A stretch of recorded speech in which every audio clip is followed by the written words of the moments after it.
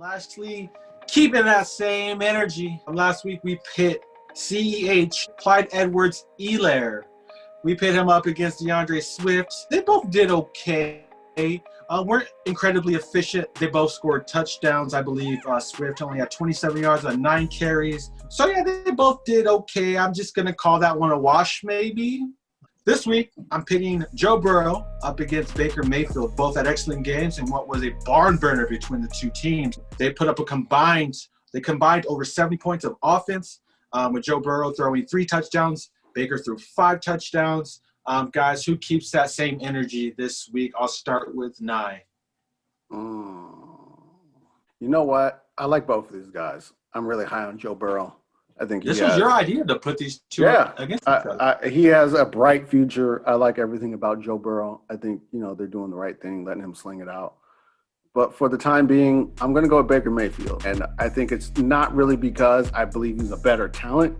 I just think his schedule down the stretch in the immediate and moving forward is just, it lines up pretty well. He gets week 8, he gets Las Vegas, and then he goes on a bye. But then he gets Houston and Philadelphia, Jacksonville, and then week 13 he gets Tennessee. Week 14 he gets a tough matchup against Baltimore, the rematch. Week 15 he gets the Giants. Week 16 he gets the Jets, and week 17 he gets Pittsburgh. So, coming off that 5 TD performance, I think he is in a position to kind of keep his production going with kind of a soft schedule. And driving that train to Baker Mayfield Island. I'm in the refreshments cart, just waiting to see what happens. Coach Killer, who's keeping that same energy? You got Baker keeping that same energy, planting that flag also in Baker's camp.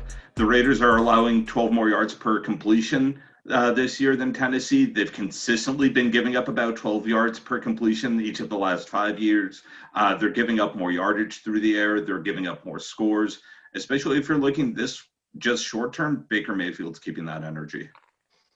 Okay, 2 for Baker. 2. You've been really good about breaking the static up. What's the verdict? I know what I do, guys. You know where I'm going with this one.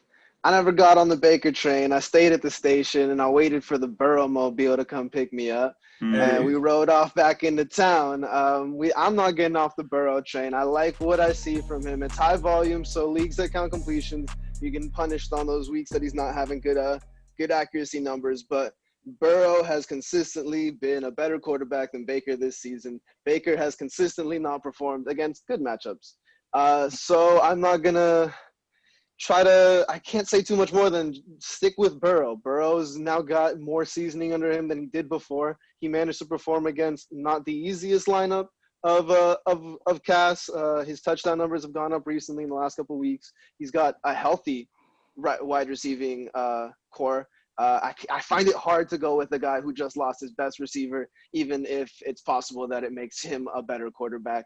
I'm riding with Joe Burrow right back into town, and we're sitting down at the square, ordering a sandwich and a little bit of coffee, and we're admiring the Clyde Edwards-Helaire's that are sitting in the window. Oh, wow, okay. Hey. Oh, he did throw 5 touchdowns after OBJ went down.